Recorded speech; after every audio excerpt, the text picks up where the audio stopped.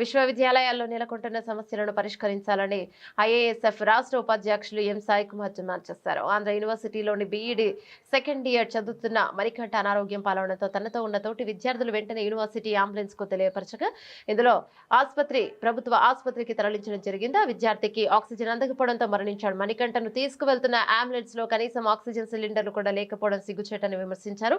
విద్యార్థులు ఏఐఎస్ఎఫ్ నాయకత్వం గతంలో ఆంధ్ర యూనివర్సిటీలో మౌలిక సదుపాయాలు లేవని, ఆహారం బాగోలేదని మరియు ప్రొఫెసర్ పోస్టులు భర్తీ చేయమని అనేక మార్లు ఉపకులపతికి నిరసన ధర్నా మరియు వినతి పత్రం రూపంలో తెలియజేసినప్పటికీ ఆ సమస్యలు పరిష్కరించకుండా నిర్లక్ష్యం వహించారని మండిపడ్డారు. ఇప్పుడు మరణించిన మణికంఠ కారణం ఇక ఉపకులపతి నిర్లక్ష్యం వల్లనే కావున వెంటనే రాజీనామా చేయాలని డిమాండ్ చేశారు. సమస్యలపై అసెంబ్లీ సమావేశాల్లో చర్చించి వాటన్నింటినీ పరిష్కరించాలని విద్యాశాఖ మంత్రిని రాష్ట్ర ప్రభుత్వాన్ని హెచ్చరించారు.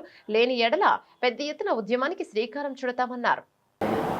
ఎం సాయి కుమార్, ఏఐఎస్ఎఫ్ రాష్ట్ర ఉపాధ్యక్షులు.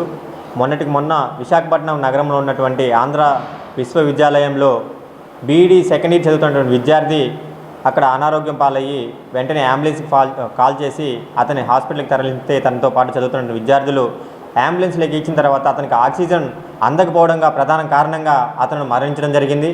అనేక మార్లు అనేక దఫాలుగా విద్యార్థి సంఘాలు, ఏఐఎస్ఎఫ్ కావచ్చు, వామపక్ష విద్యార్థి సంఘాలు అందరూ కూడా కలిసి అక్కడ ఉన్నటువంటి వీసీ గారికి అతనికి ఇంటిమేషన్ చేసినప్పటికీ వినతిపత్ర రూపంలో ఆందోళన కార్యక్రమాలు చేసి ఇక్కడ మన యూనివర్సిటీలో విద్యార్థులకు కావాల్సిన మౌలిక సదుపాయాలు లేవు, మాకు అందించండి అని చెప్పి అనేక మార్లు చెప్పినప్పటికీ అతను నిర్లక్ష్యంగా వ్యవహరించడానికే ఈరోజు మణికంఠ అనే విద్యార్థి చనిపోవడానికి ముఖ్య కారణం. ఈరోజు వైస్ ఛాన్సలర్ బాధ్యత వహించాల్సిందని చెప్పి అతను వెంటనే రాజీనామా చేయాలని చెప్పి కూడా ఏఐఎస్ఎఫ్ ఈ సందర్భంగా డిమాండ్ చేస్తున్నాం.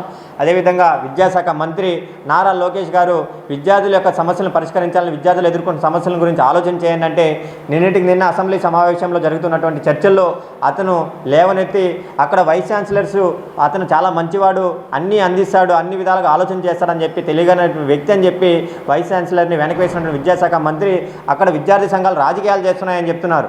అక్కడ ఏమున్నాయి ఏం అందలేదని చెప్తే ఆక్సిజన్ అందట్లేదు, దాని కారణంగానే విద్యార్థి చనిపోయాడని చెప్పి డాక్టర్లు కూడా ప్రభుత్వ ఆసుపత్రిలో చేర్చిన తర్వాత ఆ రిపోర్ట్ ద్వారా తెలియపరిచినప్పటికీ వారికి కావాల్సినటువంటి మౌలిక సదుపాయాలు అందిస్తాము, వారు ఏ విధంగా ఎదుర్కొన్నారు, మౌలిక సదుపాయాలు లేకుండా అతను మరణించాడని చెప్పి మేము వెంటనే బాధ్యత చేపడతాం, అవన్నీ కూడా అందిస్తాము త్వరలో అని చెప్పి విద్యాశాఖ మంత్రిగా ఉన్నటువంటి నారా లోకేష్ గారు నిన్న చర్చల్లో ఆ విధంగా చెప్పాల్సినటువంటి వ్యక్తి నిన్న అది రాజకీయాలు చేస్తున్నారంటున్నారు. అయ్యా విద్యాశాఖ మంత్రి, మేము చెప్తున్నాం ఈ సందర్భంగా, గత ప్రభుత్వంలో విద్యార్థులపైన లాఠీ చార్జ్ చేసినప్పుడు ఎయిడెడ్ కళాశాలల్ని ప్రైవేట్ పరం చేస్తున్నారని చెప్పి గత వైసీపీ ప్రభుత్వం ఏఐఎస్ఎఫ్గా విద్యార్థులు కలుపుకొని పెద్ద ఎత్తున ఆందోళన కార్యక్రమాలు చేస్తుంటే ఆనాడు పోలీసులు లాఠీ చార్జ్ చేస్తుంటే మీరు ఇది పోలీసు రాజ్యాంగం నడుస్తుందా, అంబేద్కర్ రాజ్యాంగం నడుస్తుందా, ఇక్కడ లేకపోతే వైఎస్ఆర్సీపీ జగనన్నప్ప రాజ్యాంగం నడుస్తుందని చెప్పి మీరు ఆనాడు లేవనెత్తి స్వచ్ఛందంగా మీరే వెళ్ళి అనంతపురంలో విద్యార్థి సంఘాలు చేసిన దీక్షలో మీరు ఆ శిబిరంలో కూర్చొని దీక్షలో పాల్గొని చెప్పి ఆనాడు రాజకీయం చేశారు. మీరు చేసింది రాజకీయం, మీరు ఆ కుర్చీ కాపాడుకోవడం కోసం చేసింది రాజకీయం. మీరు ఆ విధంగా చేసి ఈరోజు అధికారంలోకి వచ్చారు. కానీ విద్యార్థి సంఘాలు నిరంతరం విద్యార్థి హక్కుల కోసం పోరాటం చేస్తుంటాయి. కానీ మీరు నిజంగానే ఈ సందర్భంగా మేము అడుగుతున్నాం, మీరు విద్యార్థులకు కావాల్సినటువంటి హక్కులను, వారికి కావాల్సిన సదుపాయాల గురించి ఆలోచన చేసి ఆ విధంగా కల్పిస్తే విద్యార్థి సంఘాలు ఎందుకు ఈ విధంగా ఆందోళన కార్యక్రమాలు చేపడతాయి, విద్యార్థి సంఘాలు ఎందుకు నిరసన కార్యక్రమాలు చేపడతాయి, విద్యార్థి సంఘాలు ఎందుకు వీసీ గారి ఛాంబర్ని ఈరోజు ముట్టడించాల్సిన సందర్భం నెలకొంటుందని చెప్పి ఈ సందర్భంగా మీకు తెలియజేస్తూ ఇప్పటికైనా రాష్ట్ర వ్యాప్తంగా ఉన్నటువంటి విశ్వవిద్యాలయ ఖాళీగా ఉన్న పోస్టులు, ప్రొఫెసర్ పోస్టులను భర్తీ చేయాలి, అదేవిధంగా మౌలిక సదుపాయాలు కల్పించాలి. అదేవిధంగా రాష్ట్రంలోనే కాదు దేశంలో కూడా ఎక్కడ కూడా ఒక విశ్వవిద్యాలయం అంటే దానికి మౌలిక సదుపాయాలు కనీసం వసతి గృహాలు లేకుండా ఉన్నటువంటి యూనివర్సిటీ ఏదైనా ఉందంటే అది మనకి ఉమ్మడి కృష్ణా జిల్లాలో మచిలీపట్నంలో కృష్ణా యూనివర్సిటీ అని చెప్పి ఈ సందర్భంగా తెలియజేస్తున్నాం.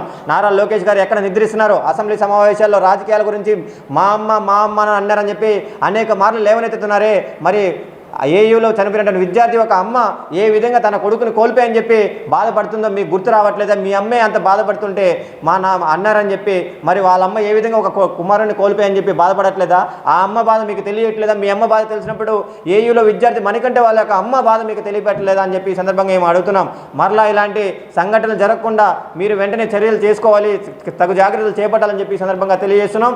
విశ్వవిద్యాలయాలు ఏ విధంగా ఉన్నాయి, కృష్ణా యూనివర్సిటీలో ఏ విధంగా మౌలిక సదుపాయాలు ఒక్కటంటే ఒకటి లేవు. కావున మీరు వెంటనే ప్రక్షాళన చేసి మీరు వెళ్ళండి, అక్కడికి వెళ్ళి చూస్తే మీకు తెలుస్తాయి. అసెంబ్లీ సమావేశంలో ఏదో రాజకీయాలు చేస్తున్నారని చెప్పి మాట్లాడడం కాదు, అక్కడికి వెళ్ళి మీరు ఆ సమస్యలు తెలుసుకోండి, విద్యార్థులతో మాట్లాడండి.